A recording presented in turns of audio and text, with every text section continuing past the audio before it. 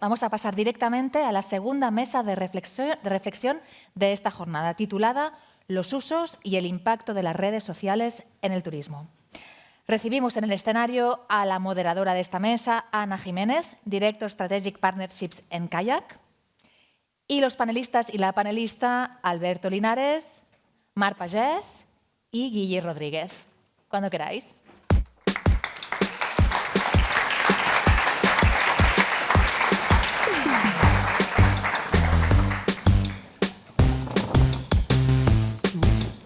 Bueno, buenos días a todos. Un placer para mí estar hoy aquí moderando esta mesa con estos fantásticos ponentes de alta experiencia en redes sociales, en marketing. Sin más, voy a pasar a explicar un poquito sobre ellos y su experiencia profesional y después pasaremos a hacer un debate que espero que sea colaborativo. Al final dejaremos un poquito de tiempo para hacer preguntas por parte de la audiencia y también nos han adelantado algunas preguntas, así que espero que podamos comentarlas. Empezamos con los ponentes. Tenemos a Mar, a Alberto y a Guille. Mar, co-founder de Solo Female Traveler. Luego nos contarás un poquito sobre qué va tu empresa. Tras años en consultoría estratégica en Google, has pasado los últimos 8 años de tu carrera en contenido digital, siempre en la industria turística. Has sido creadora de contenidos, blogger, community builder, has montado tu empresa. 7 años desde que lanzaste Solo Female Travelers, actualmente más de 150.000 socias. ¡Wow!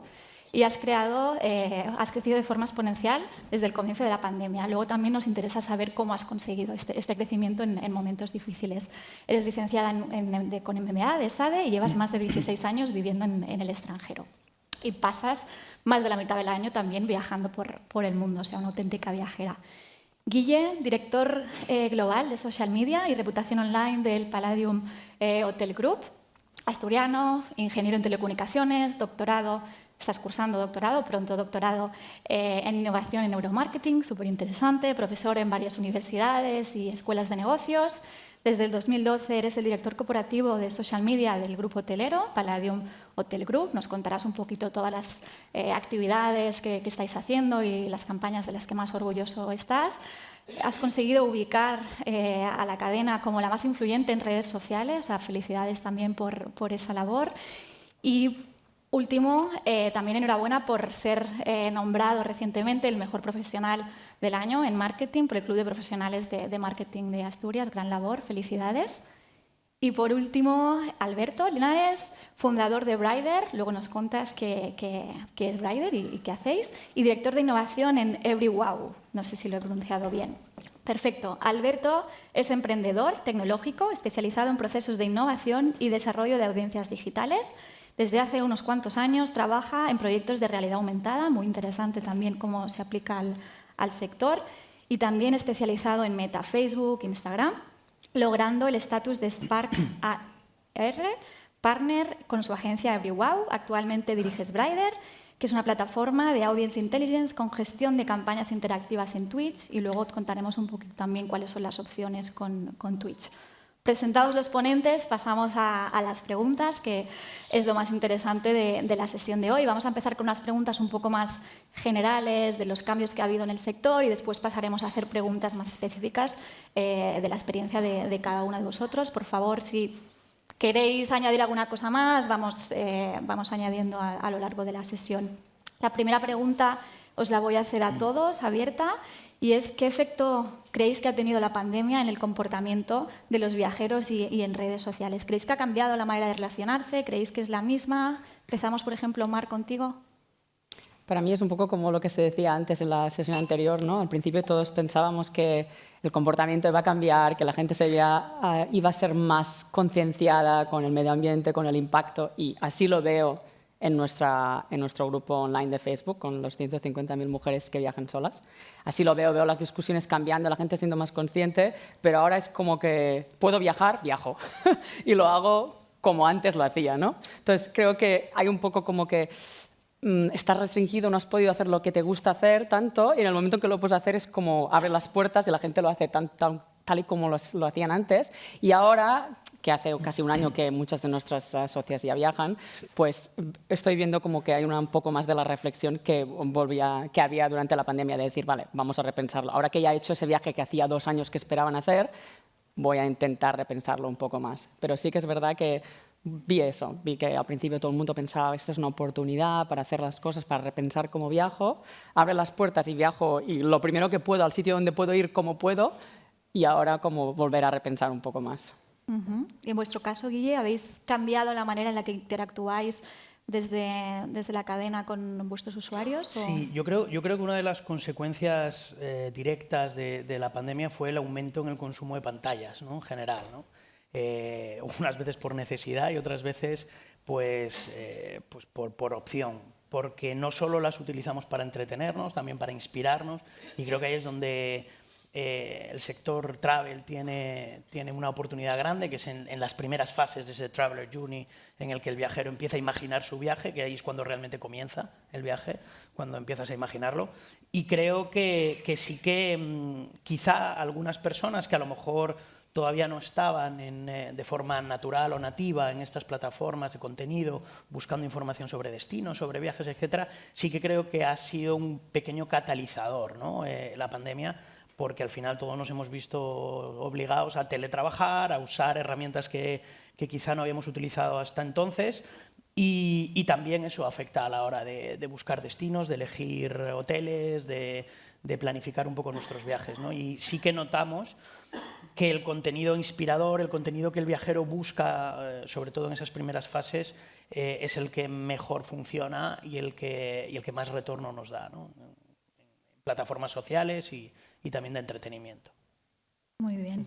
En vuestro caso, como agencia, que veis un poco los dos lados, ¿no? En la parte de los creadores de contenido y las marcas, ¿cómo habéis visto este cambio? ¿Ha habido un cambio en el consumo? Sí. Ha habido, o sea, primero notamos un gran cambio desde la parte de los trabajos de realidad aumentada con Meta, con Instagram. Notamos primero que había muchos consumidores, muchos usuarios que habían dejado de publicar contenido, porque al no poder viajar, pues obviamente se notaba que tenían ganas de viajar, pero al disminuir esos viajes, pues no podían compartir ese tipo de contenido, y eso también supuso para nosotros la oportunidad de generar nuevos tipos de experiencias que los usuarios pudieran crear desde casa o crear sin desplazarse. En ese caso sí que notamos un gran incremento en el uso de filtros de Instagram. Y luego, por otro lado, pues fue el gran boom de Twitch, de creadores de contenido, donde lo que nos dimos cuenta era que generó una situación donde las marcas todavía estaban aprendiendo a utilizar TikTok, y en ese contexto lo que sirvió fue pues, un contexto para darse cuenta de que tenían que desarrollar una estrategia en torno a Twitch. Es decir, hubo ante todo unos cambios de consumo. Perfecto. Luego hablaremos un poquito más también sobre redes específicas como TikTok, como Twitch, y vemos un poquito qué recomendaciones y qué experiencias vosotros tenéis con estas redes. ¿Por qué plataformas habéis apostado más durante este último año de pandemia? ¿Habéis visto algún cambio de movilización pues, de los usuarios de una red a otra debido a la pandemia? ¿O esto ha vuelto a cambiar y volvemos a 2 años antes? Un poquito en general, por ejemplo, empezamos contigo, Guille, ahora. A ver, lo primero es que yo creo que las redes sociales han cambiado su paradigma principalmente en los últimos años. Antes las redes sociales su principal función era conectar amigos, y ya no es esa función. Las redes sociales, o por llamarlo, las nuevas plataformas ya no buscan conectar amigos, buscan entretener, con lo cual el tipo de contenido que se ofrece es totalmente distinto. Ya no buscamos ver qué hace mi amigo solamente, sino que puedo seguir a personalidades, a gente que no conozco, a marcas, a destinos, con lo cual te diría que plataformas nuevas como por ejemplo TikTok, bueno, nuevas por decir algo, ¿no? Pero sí que quizás están todavía aterrizando en el sector travel en nuestro país, no compiten con Instagram, compiten con Netflix. Es decir, ellos buscan captar nuestra atención el mayor tiempo posible. De hecho, TikTok lo está consiguiendo, ¿no? Es de las plataformas que más horas de visionado acumula entre los usuarios, superando a YouTube en Estados Unidos o en Reino Unido, por ejemplo. Y por tanto, nosotros sí que hemos notado ese cambio y nos hemos adaptado, hemos tratado de adaptarnos al tipo de contenido que ofrecemos, ¿no? Buscando eso, buscando el entretenimiento, la inspiración y tratando de lograr una manera que eso sea compatible con nuestros objetivos de empresa, con la divulgación de nuestros objetivos, de nuestras marcas, de nuestros destinos y de nuestros productos, ¿no? Y ahí la clave yo creo que va a estar y está en generar un contenido que sea entretenido, que sea útil para el viajero, que sea inspirador a la vez, que a la vez case con tus objetivos empresariales, pero sin resultar publicitario, ¿no? Porque sí es verdad que las nuevas generaciones, en cuanto detectan un contenido publicitario, medianamente publicitario, les causa rechazo y no consigues conectar con ellos, ¿no? Con lo cual, las marcas y los profesionales del marketing tendemos que empezar a hacer una nueva forma de marketing mucho más soft, mucho más natural, en la que pensemos en objetivos a medio y largo plazo y no en un call to action muy agresivo de tengo este descuento, cómprame ahora, etcétera, porque funciona peor en este tipo de plataformas. Mar, vas sintiendo. Sí, es que no podría estar más de acuerdo contigo. Para nosotros es la misma discusión que tengo cada mes con nuestro equipo de contenido. La mitad del contenido no tiene call to action, porque para mí no tendría que tenerlo, sobre todo para nosotras, donde nuestro objetivo no es vender nada. Tenemos tours, pero no es el objetivo principal de nuestro negocio, ¿no? Para nosotros es educación, es entretenimiento, es conexión. Entonces, 2/3 partes de nuestro contenido no vende nada, no tiene ningún tipo de objetivo publicitario, ni a medio, ni a largo, ni de ventas, ni nada. 1/3 sí. Y entonces este balance, este equilibrio siempre de, incluso los que tienen objetivo de venta, no tener call to action. Porque el cliente ya lo ve. Es no venderle a alguien, sino que te quieran comprar, en lugar de tú venderle a él, ¿no? Entonces, porque al final es el largo plazo, es la confianza. Es tener esa relación con el cliente en el que tú nunca le vendes nada. Es él el que te quiere comprar. Y esto, cuando eres una comunidad, porque en nuestro caso nosotros somos una comunidad. Ese es el objetivo número 1, esta es la base de nuestro negocio, es la comunidad. Hacemos muchas cosas que no tienen ningún tipo de objetivo de ventas, ni económico de ningún tipo. Entonces, cuando tienes eso, al final el cliente te cree, ¿no? Tiene la confianza contigo. Cuando quiere algo que tú vendes, te viene a comprar, ¿no?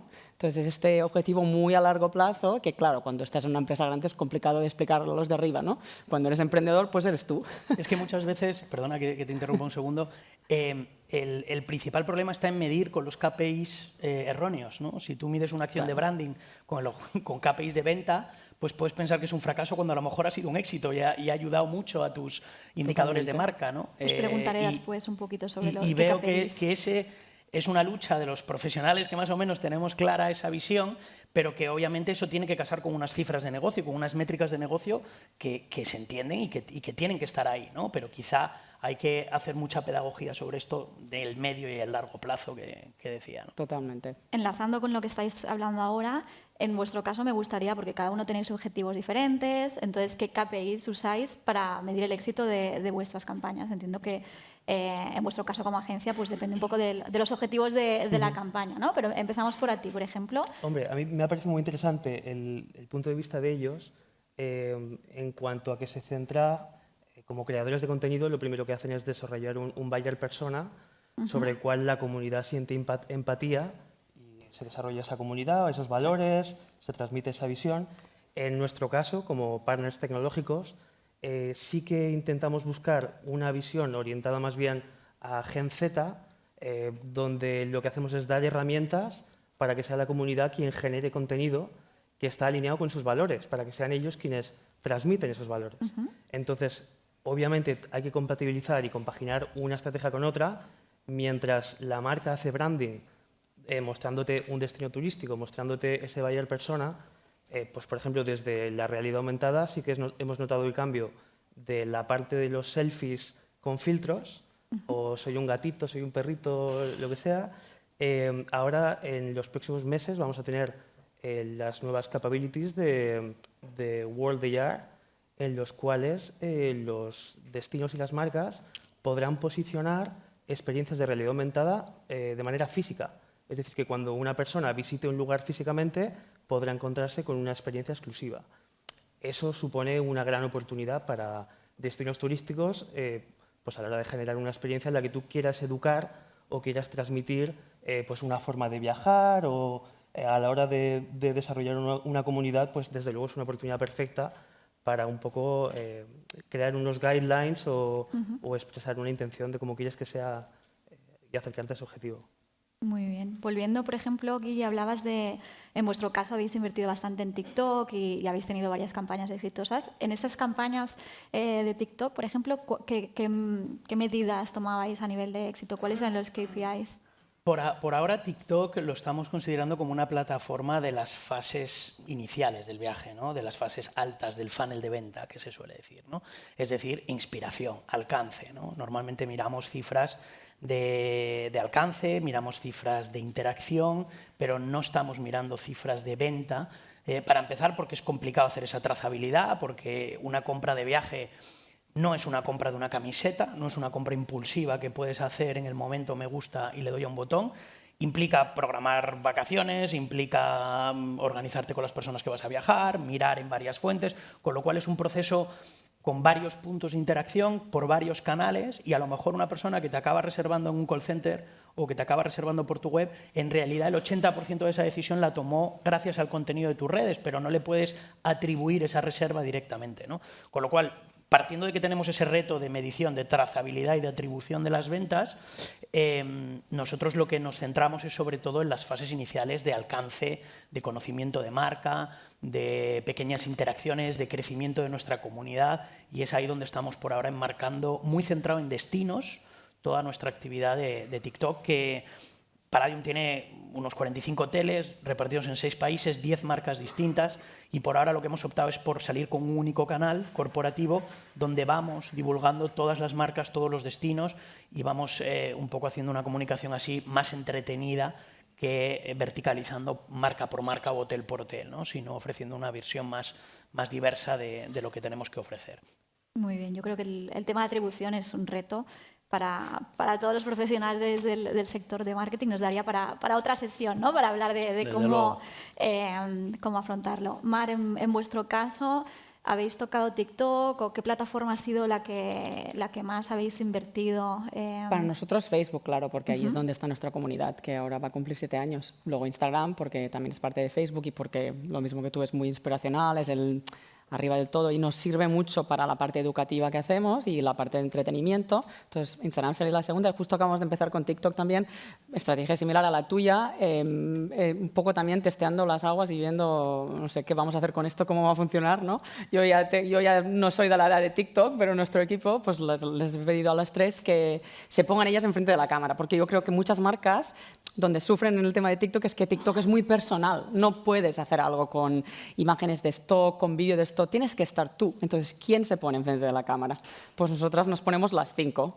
Las 5 nos ponemos enfrente de la cámara, cada uno tiene un tipo de contenido. Las 3 chicas que hay en nuestro equipo, que son más jóvenes, más de TikTok, son las que se encargan más de hacer este contenido, y estamos en fase de testear las cosas y ver qué funciona, qué no funciona, qué tipo de contenido funciona. Claro, con TikTok también nunca sabes. Haces un vídeo y dices, pero ¿cómo puede ser que este vídeo tenga tanto éxito? No entiendes por qué este y el otro no. Entonces, es como un poco viendo cómo funcionamos. También es una audiencia mucho más joven, son quinceañeros, gente de 20 años, que no son nuestro target para nuestros tours. Entonces, nuestros tours son más bien de 30, 40, 50 años, entonces no están en TikTok. Pero claro, lo vemos como una evolución de futuro, ¿no? Porque la mayoría de nuestras clientas o de socias en Facebook son de los 30 a los 40.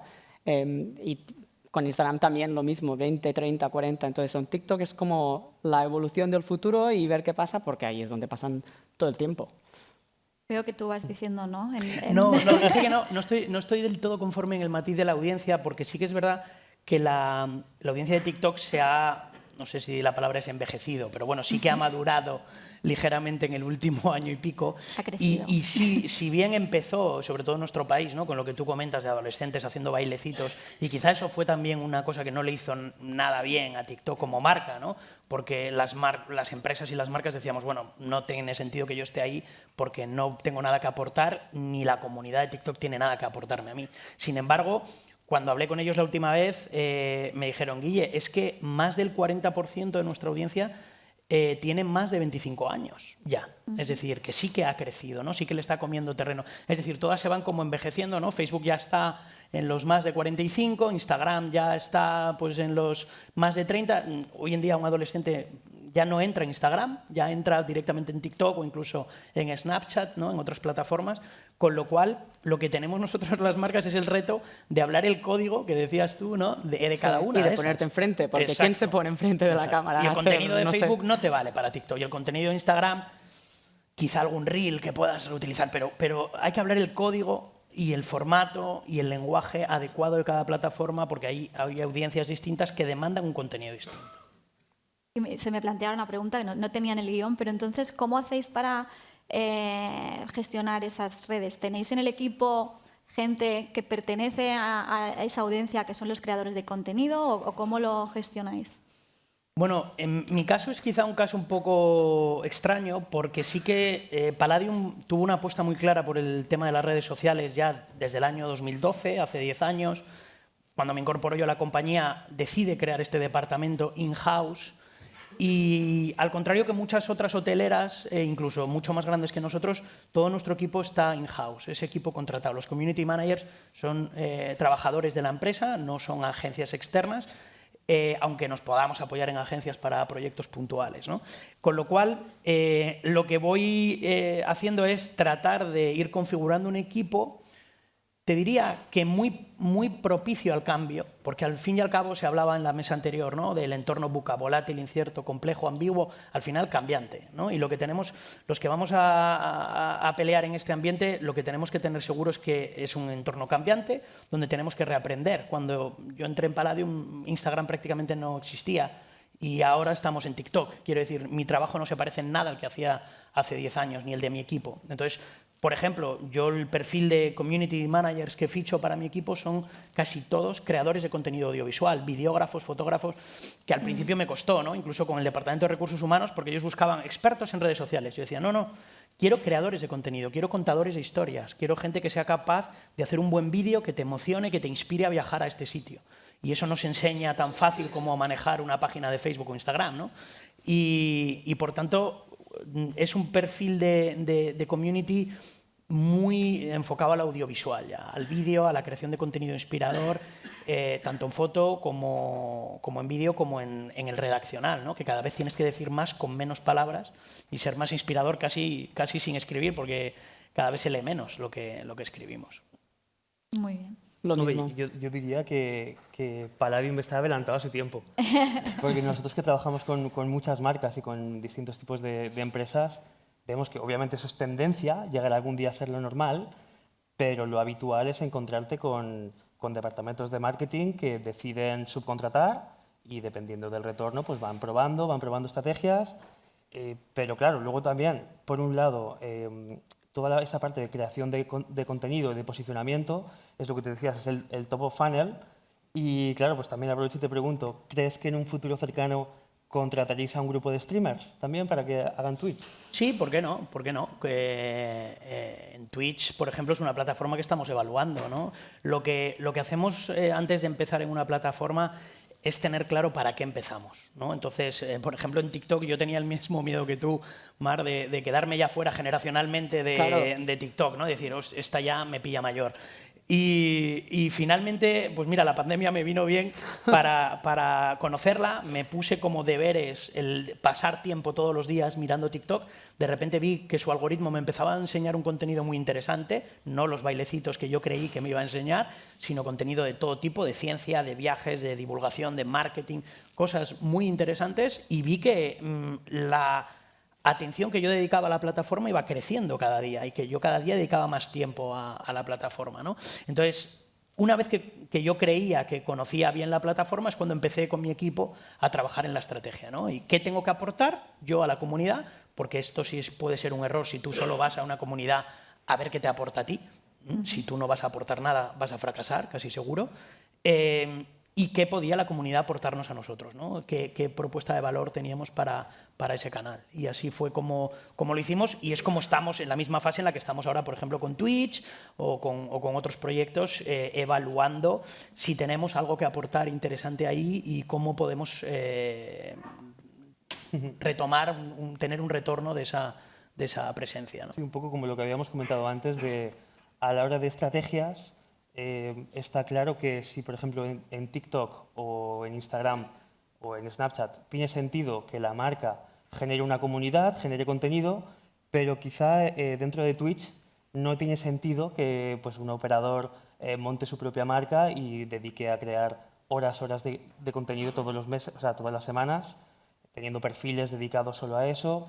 Y bueno, pues aprovecho para comentar también el tema de los eSports. porque la alianza de los eSports con las marcas, desde nuestro punto de vista, está siendo un perfecto escaparate de cómo pueden crearse nuevos tipos de contenido, donde las marcas pueden interactuar, pueden estar presentes y desde luego encaja muchísimo con la manera de operar de las comunidades de Twitch. Es que la forma en la que consumimos contenido ya no se parece en nada a la de hace 15 años, ¿no? O sea, yo a veces que doy clase en la universidad, chicos, chicas de 18 o 20 años, les pregunto, ¿cuántas películas habéis visto con vuestros padres en el salón de casa en el último mes? Y ya cada vez me levanta menos gente la mano, ¿no?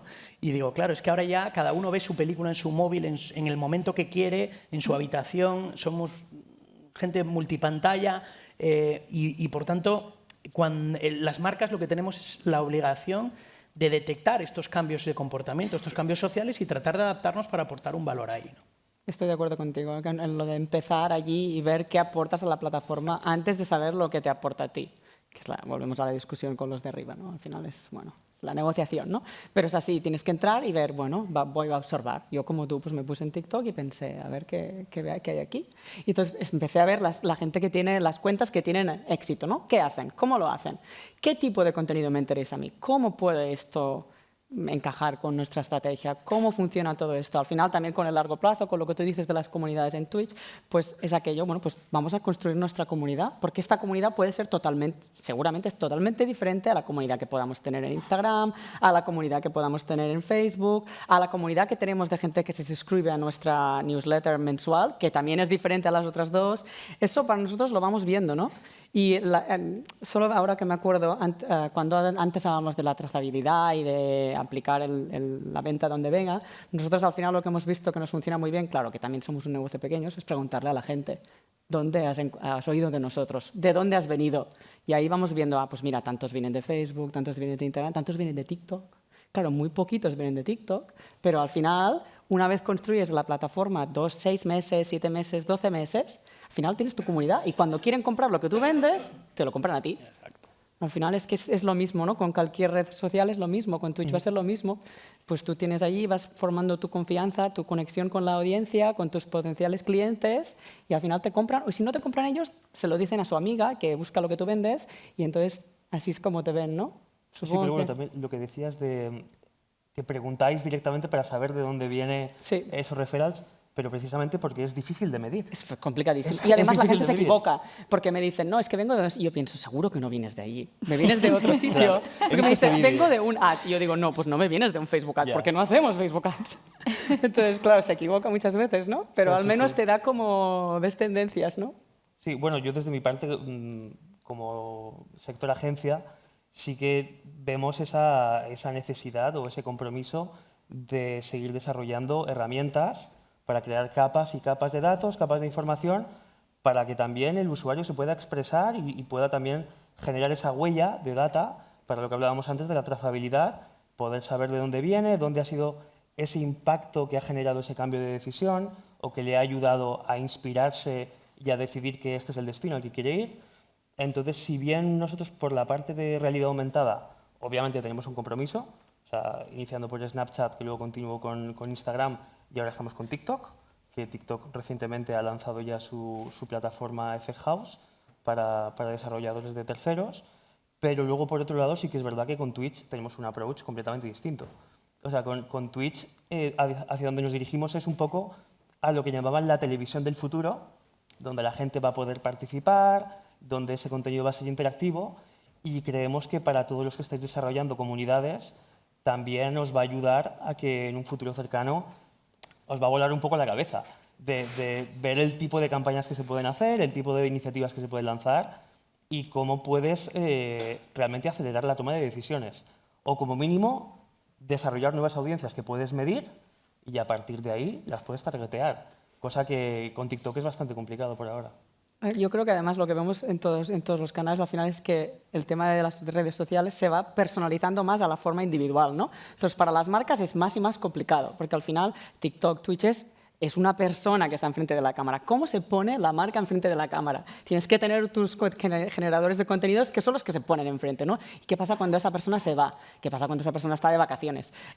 Sobre todo en TikTok nos damos cuenta que lo que funciona es cuando tú creas el contenido directamente en TikTok. No te vas a Premiere y te haces tu vídeo y luego lo pones en TikTok. No, te pones enfrente de TikTok y lo haces allí, pum, en el momento. ¿Y quién lo revisa el contenido antes de publicarlo? ¿No? ¿Cómo revisas que está on point, on brand, lo que sea, ¿no? ¿Cómo no se puede revisar? Si tienen que hacer, tienes que confiar a tu equipo, que saber que hacen lo que tienen que hacer, ¿no? Entonces es como mucho más one-on-one. ¿Cómo hacen las empresas para hacer todo esto? Es un reto para nosotros que somos muy pequeños, pero para alguien como tú, ¿cómo lo gestionas?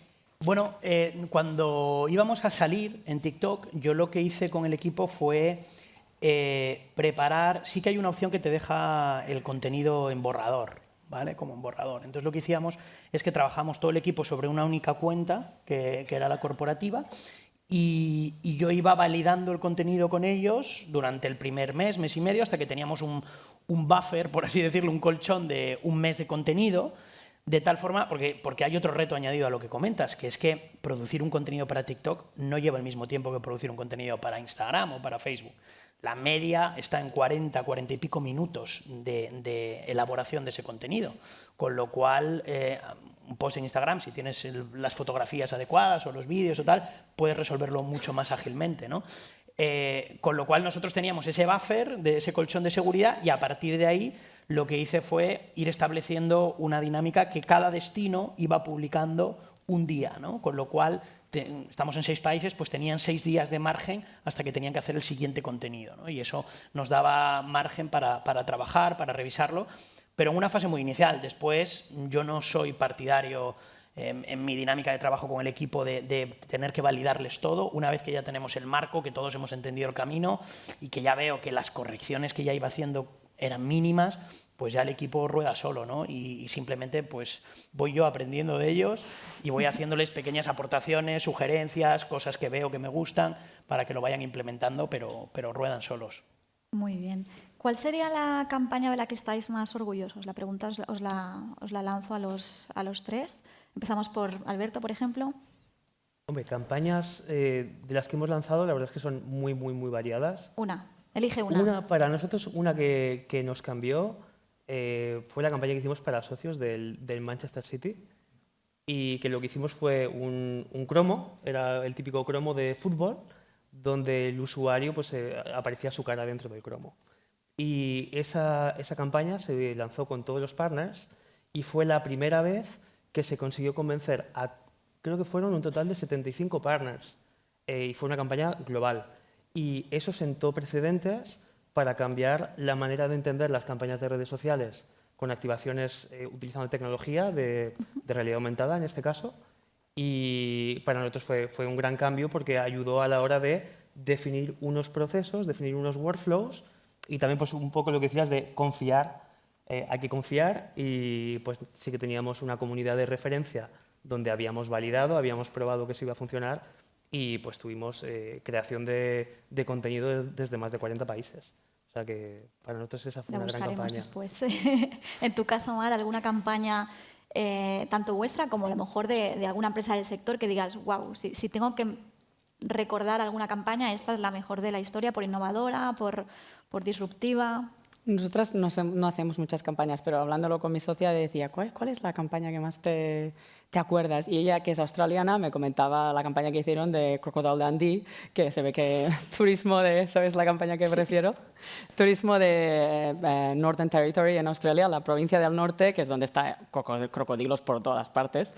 E hicieron un spot como un tráiler, como si fueran a lanzar la segunda versión, el segundo edición de Crocodile Dundee, y la pusieron como anuncio en la Super Bowl. Y todo el mundo se pensó que iban a lanzarlo, y ahí, con todos los celebrities de todo el mundo, y ahí anunciaron que no, que era un anuncio. Entonces, claro, todo el mundo quería ver la película y tal y cual. Esa fue la que se acordó ella. Yo la que me acuerdo mucho más reciente es Islandia, con su tipo humor sarcástico islandés, que hicieron una campaña justo cuando Mark Zuckerberg anunció lo del metaverse, que inmediatamente lanzaron un anuncio vídeo donde sale una persona de Islandia y se ríe de todo el speech que dio Mark Zuckerberg. Aquí tú puedes venir a Islandia y aquí es todo real. y lleva millones de años siendo real. Y el agua es agua y fluye, ¿no? Y es como te ríes mucho porque es muy islandés. ¿Y en vuestro caso? Bueno, nosotros, a ver, para un profesional del marketing quizá uno de los hitos más divertidos de su carrera es lanzar una marca, ¿no? Y yo he tenido que participar ya en el lanzamiento de unas cuantas, pero si me tengo que acordar de alguna campaña así más o menos reciente, precisamente coincidiendo con el COVID, claro, nuestros hoteles estuvieron cerrados por primera vez en su historia, ¿no? Todos los hoteles de la compañía estuvieron cerrados. Y una empresa que normalmente anima a viajar, de repente tenía que animar, también un poco por compromiso social, a quedarse en casa y a cuidarse.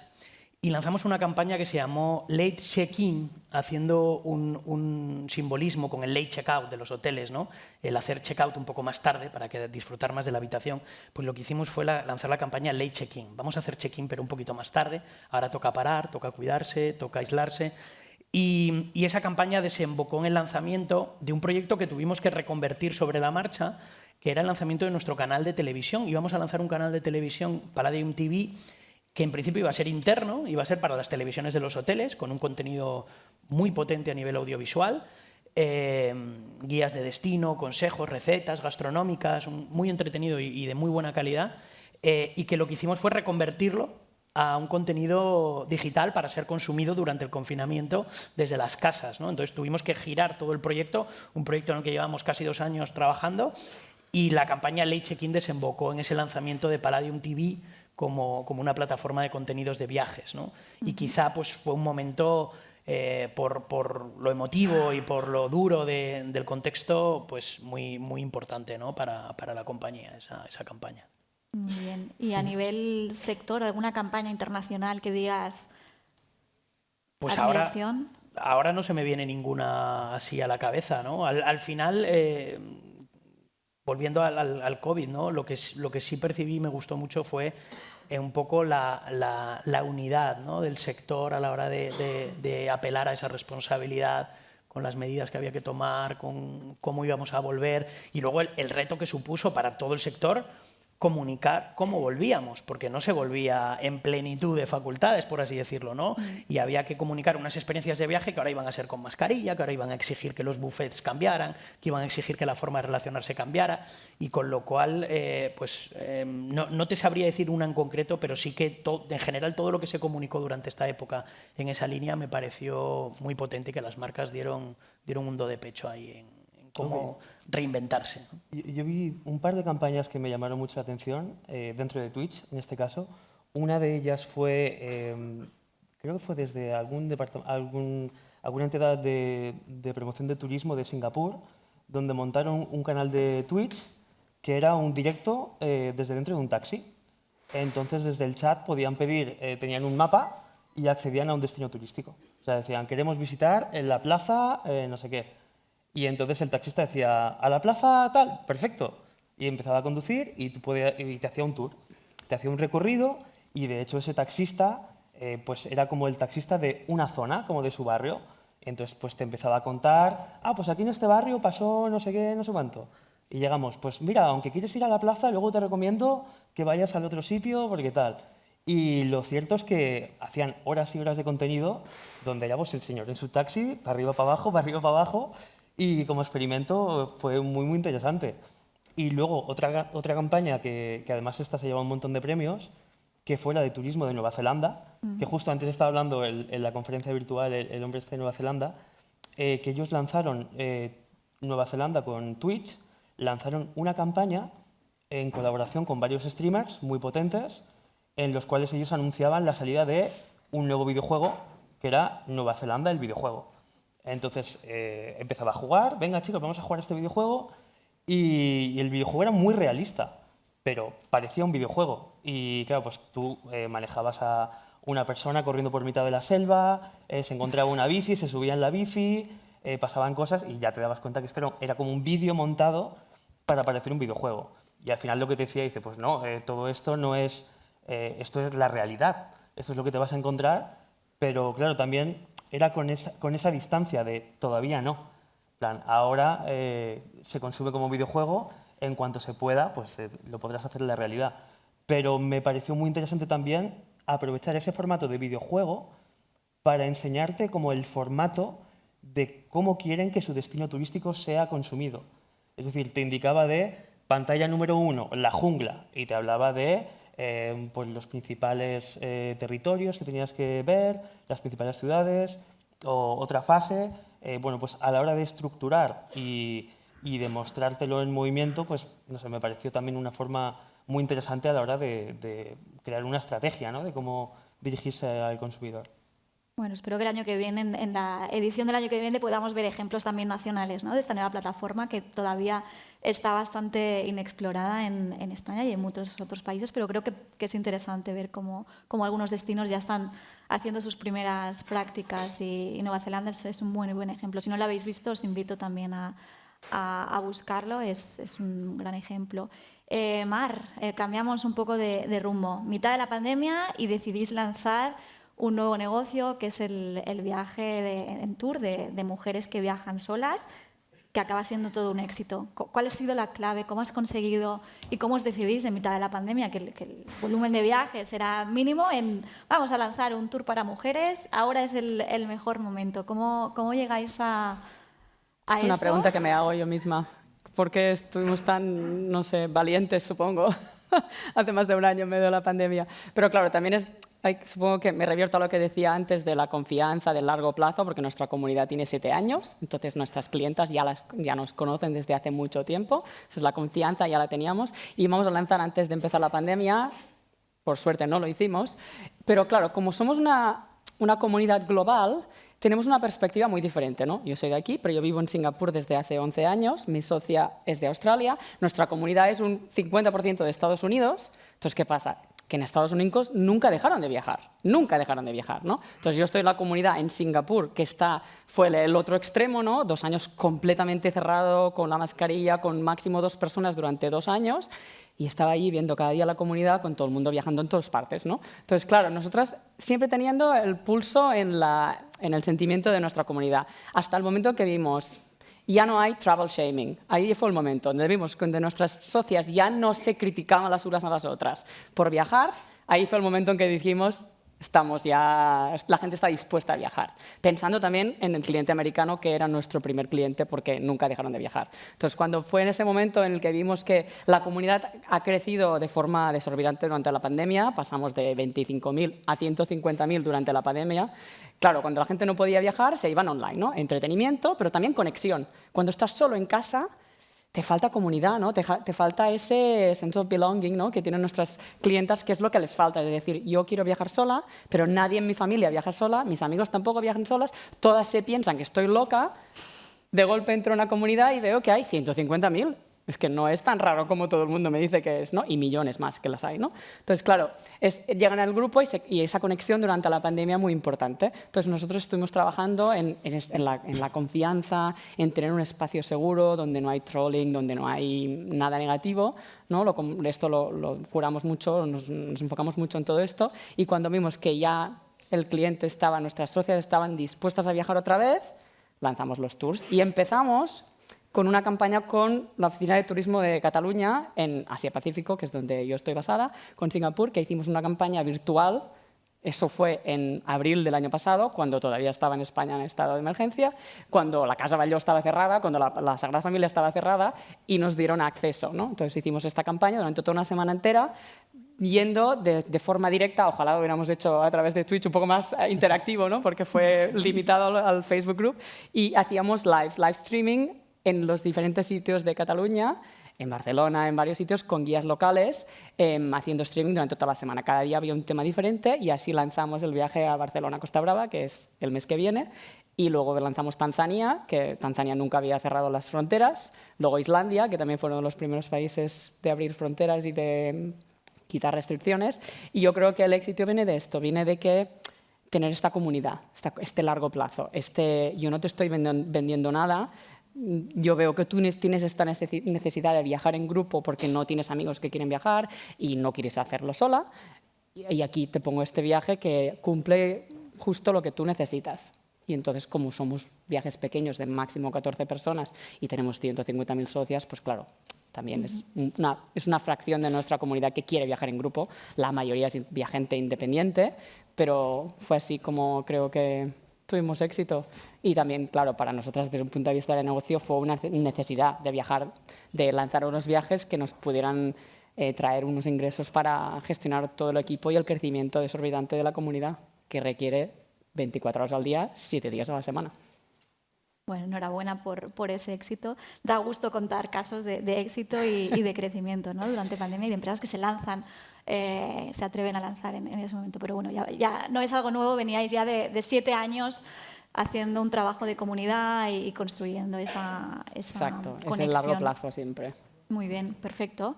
Tema un poco polémico, se habla mucho de la calidad de los influencers, los streamers, los bloggers, el intrusismo. Entonces me gustaría saber, pregunta para todos, ¿cómo como marcas podemos asegurarnos de que estamos eligiendo a los perfiles adecuados para que creen contenido para nosotros? ¿Tenéis como un briefing o unas restricciones para esos creadores de contenidos? Pregunto primero empezamos por ti, Guille, porque como marca luego vosotros aportáis otro punto de vista diferente, pero... Sí, a ver, el mundo de los influencers es un tema que da para largo, ¿no? Para otra sesión. Sobre todo, te diría, la primera cuestión es diferenciar influencer de audiencer, ¿vale? Es decir, separar la gente que se autodenomina influencer, pero si nos vamos a la etimología de la palabra, un influenciador es aquel que tiene la capacidad de influir. Entonces, vamos a buscar personas que de verdad tengan capacidad de influir en su audiencia, no solamente que tengan mucha audiencia, ¿no? Con lo cual miramos la calidad de su contenido, la calidad de su audiencia, que su audiencia se corresponda con la nuestra, ¿vale? Y que después que ese contenido que ellos elaboran tenga o propicie algún tipo de decisión en esos espectadores. Como decía antes, uno de los principales problemas que solemos tener las marcas y quizá en el mundo de los influencers es muy llamativo, es medir con los KPIs erróneos, ¿vale? Con lo cual, si nosotros en el sector hotelero, en el sector de viajes, pensamos que porque venga un influencer a nuestro hotel al día siguiente van a subir las ventas, nos vamos a equivocar y vamos a pensar que la acción ha sido un fracaso. Con lo cual, lo que tenemos es que acotar bien claramente en qué fase del cliente y qué objetivos y qué KPIs vamos a emplear para esa campaña, ¿no? Y os ponía antes el ejemplo de la camiseta, ¿no? Como un ejemplo, el maquillaje o unas gafas de sol, compras impulsivas de 20, 30, 40 euros que casi cualquier usuario, pues simplemente por el hecho de que le guste, puede hacer un clic y comprar. Eso en el sector viajes no se produce, la compra de viajes es una compra más reflexiva, más multicanal, con un periodo que va hasta los 7 días, si me apuras, ¿no? De toma de decisión, con lo cual no podemos medir con KPIs de venta las acciones con influencers.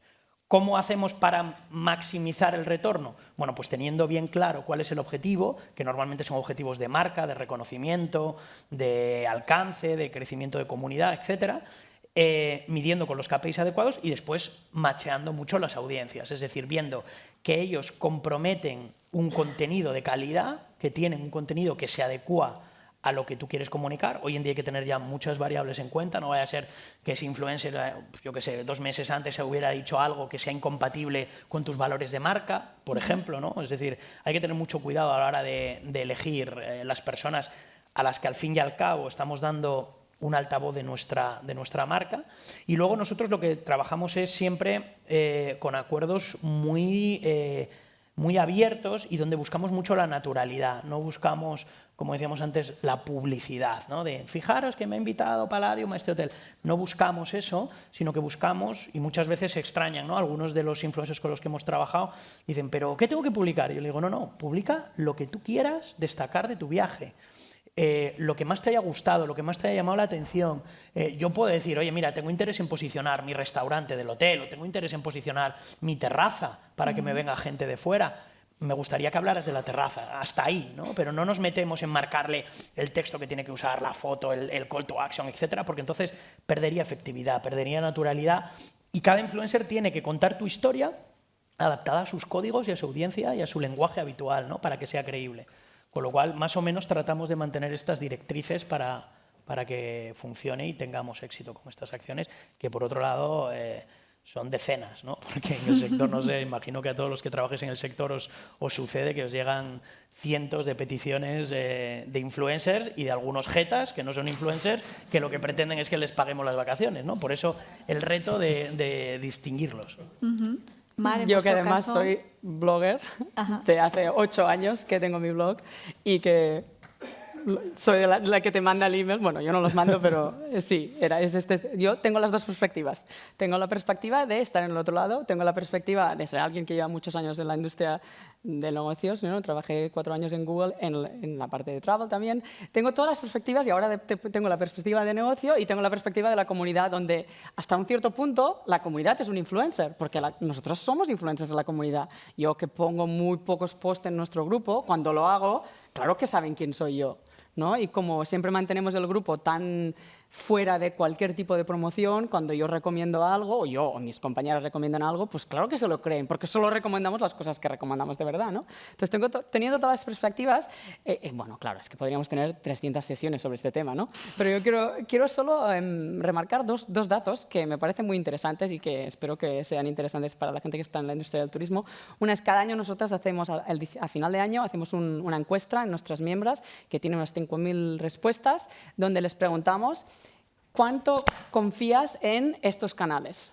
Y entonces les preguntamos, tus amigos y tu familia, que bueno, como se puede entender, suelen ser el número 1, pero para la gente ya más joven, nuestro Facebook Group es más de confianza que sus propios padres y familia y amigos. Porque al final tus padres te van a decir no vayas a este sitio porque es peligroso. Mientras que alguien que es como tú te puede dar una opinión más directa, más de primera persona, mucho más real y sin filtros y sin ninguna agenda personal, ¿no? Pero cuando llegas a preguntarles cuánto confías en influencers, content creators, youtubers, instagramers, lo que me sorprendió el primer año que hicimos la encuesta hace 2 años fue qué baja es el nivel de confianza.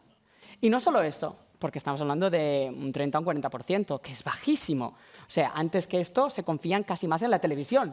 O sea, hay ciertas edades, cuando lo haces el breakdown por edad, la gente más mayor confía en la televisión antes que en un influencer.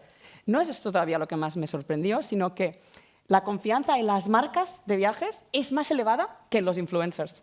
Que dices, esto ya, así que me voló la cabeza que decías tú antes, ahí, así que ya me quedé. Digo, no entiendo, o sea, tú eres una marca, contratas a un influencer y al final el consumidor te cree más a ti que a la persona que has contratado. Claro, ¿por qué? Entonces, intentando analizar cómo pasa esto, ¿no? Hablando con nuestras... Al final, como tenemos una línea directa de comunicación con nuestras socias, pues podemos preguntar en el grupo, preguntas algo y tienes cientos de respuestas, ¿no? Y dije, ¿esto cómo puede ser? Y entonces me di cuenta, pues esto del funnel que decíamos antes. Tú no te crees lo que te dice un influencer, sobre todo cuando hablamos de Instagram o lo que sea, porque tú ya sabes que tiene una agenda personal. Entonces, ya empiezas con un poco de escepticismo, ¿no? Entonces, cuando te dice algo, lo utilizas para awareness, ¿no? Awareness, reach, para saber de, pues mira la terraza del Palladium, ahora Palladium tiene una terraza. Y tú lo miras, y entonces haces tu research separado, ¿no? Vas a mirar, vale, esa terraza es exactamente como me ha dicho, ¿cómo es el ángulo que no he visto en el vídeo? La gente hace como su propia planificación, aparte de esto, pero sí que lo utilizan como para saber la oferta, ¿no? Para descubrir una marca, para descubrir un servicio, una empresa, lo que sea, pero cuando les preguntas, ¿confías en ello? La respuesta es no. No, porque ya entiendo que tiene su agenda personal, que me va a enseñar el mejor ángulo, que me va a enseñar lo más mejor, que está pagado para estar allí, que tiene un objetivo diferente al mío, ¿no? Pero como mínimo me entero de que esto existe, ¿no? Entonces, para mí este dato fue muy remarcable. Es un tema que nos daría para una sesión Sí. de 2 horas, 3 horas. Y hicimos la encuesta otra vez y otra vez volvió a saber lo mismo, o sea, es consistente. Muy bien. Nos quedan 10 minutitos. Antes de que lance una última pregunta para cerrar un poco la sesión, me gustaría también dar la oportunidad a la audiencia a hacer preguntas. Si tenéis alguna pregunta, por favor, os presentáis y mencionáis si va dirigida a algún ponente en concreto. Por aquí hay una pregunta, por aquí en medio, por el pasillo central.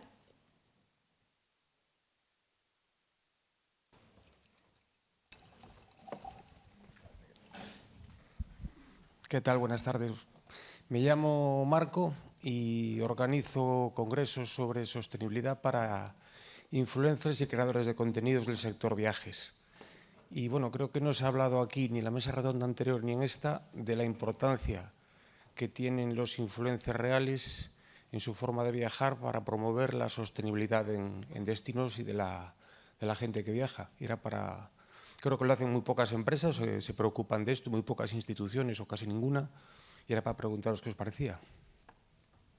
Sí, bueno, a ver, yo considero que he hecho un pequeño apunte antes, ¿no? Hablando de los influencers, de que tienen que casar con tus valores, ¿no? Y con lo que tú quieres comunicar de tu marca, que es quizá un reto, ¿no? Porque tienes que ponerte a analizar decenas de perfiles y ver si no ha dicho algo en algún momento que después se te pueda volver en contra, ¿no? Y uno de esos pilares, diría, de la comunicación hoy en día de las empresas y del sector tiene que ser la sostenibilidad, ¿no? Nosotros en todos los planes de contenido que tenemos hablamos de lo que Palladium y sus hoteles hacen a nivel de sostenibilidad en las distintas ramas, tanto económica, social, medioambiental, etcétera. Y por supuesto que cuando tenemos acciones de sostenibilidad donde hay una acción con un influencer, le hacemos partícipe y lo comunica dentro de su experiencia, ¿no? Quizás sí es cierto que no le dedicamos o no le hemos dedicado por ahora, tomo nota para el futuro, una acción específica a hablar de sostenibilidad con un influencer, ¿no? Sino enmarcada dentro de la experiencia global, pero desde luego coincido contigo en que es fundamental. Es fundamental por un compromiso personal y ético de cada uno de nosotros que debemos tener con el futuro y es importante porque además, siendo incluso egoístas con el comportamiento del viajero, cada vez se fija más en estas cosas, cada vez valora más. Las audiencias jóvenes que normalmente tendemos a pintar como despreocupadas, ¿no? y tal, en realidad valoran mucho el contenido y las acciones que hacen las empresas sobre este ámbito de sostenibilidad y es algo importante que si ya que lo hacemos tenemos que comunicarlo también, ¿no? Yo quiero añadir algo más a lo que porque creo que tu pregunta indica ciertos resultados o impactos negativos de influencers, ¿no? Yo que vivo en Asia, tú vas en Bali, que lleva 2 años cerrado. Bali, bueno, 2 años sin turistas ha cambiado mucho la situación, ¿no? Pero además Bali es un caso específico porque tú tienes tours de influencers donde lo único que haces es ir a los 5 sitios donde la gente se toma fotos en Bali, ¿no? Entonces tú vas allí, claro, si tú no has hecho tu research antes de ir, no te das cuenta de que cuando llegas allí el sitio que tú ves en la foto de Instagram cuando pones Bali, porque es siempre la misma foto, no es real. No existe un reflejo en el templo con las dos. Eso no existe en la vida real. Es alguien con un espejo, ¿no? Entonces, este tipo de cosas, o por ejemplo en Santorini, nosotros que acabamos de lanzar el viaje a Grecia, ese reto interior, esa pregunta, esa lucha interna de decir, voy a poner Santorini en el itinerario cuando sé que todo el mundo quiere ir a Santorini, pero Santorini no necesita más turistas porque está totalmente abarrotado, ¿no? Es esa, ¿lo pongo o no lo pongo? Yo sé que todos mis clientes quieren ir, entonces tengo que ir. No puedo hacer un tour de las islas griegas sin ir a Santorini. Pero ¿cómo podemos minimizar el impacto? Hay que ir fuera de la temporada alta. Vamos en mayo, vamos en octubre, vamos cuando no hay turistas, cuando la cosa no está tan abarrotada. Lo mismo con Cataluña, cuando hicimos la campaña con la Oficina de Turismo de Cataluña, la idea era promocionar fuera de Barcelona. Barcelona no necesita más turistas, la Sagrada Familia no necesita más turistas. Pero, ¿qué tal la Garrocha? ¿Qué tal Tarragona? Vamos a promocionar las tierras del Ebro, Tarragona, a turistas internacionales que no lo conocen. Entonces, siempre, para nosotras siempre es esa perspectiva, ¿no? De decir, siempre los tours en Europa fuera de la temporada alta. En verano no hay más turistas. No necesitas en Italia, en España, en Grecia más turistas en verano. Hay que ir fuera de temporada, ¿no? Hay que ir a sitios donde, vale, hay que ir a Santorini porque la gente quiere ir a Santorini. Pero luego, los otros días, les llevamos a otros sitios donde no son tan conocidos, ¿no? Tenemos viajes a destinos que son cero famosos. Sudán. Partes de Marruecos donde no va mucha gente, sobre todo cuando hablas de clientes no europeos, de Mongolia, destinos donde no hay mucha gente, para balancear un poco esto, porque claro, en el grupo lo veo siempre, las socias preguntan, quiero ir a este sitio en Bali que sale en esta foto que siempre veo en Instagram, quiero ir a esta foto en las Bahamas donde están los flamencos, quiero ir a la playa con los cerditos. Claro, la gente quiere hacer esto porque están en Instagram y lo ven. Y cuando pones en Instagram lo que sea, pues te salen las fotos esas. Pero ¿cómo puedes balancearlo en el grupo? Nosotros siempre intentamos remover la discusión a otros sitios que no tengan tantos turistas, donde no se sufra del sobreturismo que se sufre en algunos sitios y que aquí está clarísimo.